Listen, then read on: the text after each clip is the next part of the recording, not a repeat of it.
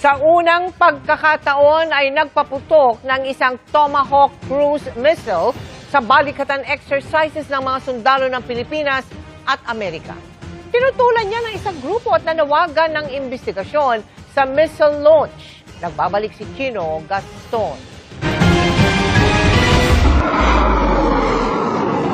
Nagdiwanag ang kalangitan at umalingaw-ngaw ang paglipad ng isang misil. Ayon sa Koalisyong Makabayan na naglabas ng video mula daw sa isang source, kuha ito ng paliparin ang isang Tomahawk cruise missile kaninang madaling araw.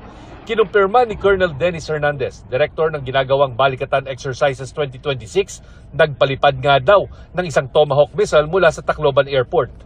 Lumipad ito ng mahigit 600 kilometers at dumaan ng eastern seaboard ng bansa patungo sa isang designated target area sa Laur, Nueva Ecija na sakop ng Fort Magsaysay. May activity doon na it's a national activity wherein land-based activity.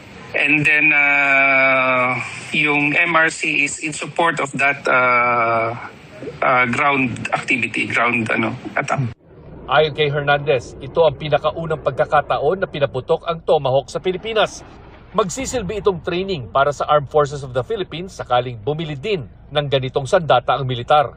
May personnel tayo ng Philippine Army doon sa mismong launcher, sa shooters, and also at the Command and Control Center in order for them to access the technical know-how on how it is being conducted, from target acquisition, let's say from finding the target, fixing it, tracking it, and deciding and up to the engagement.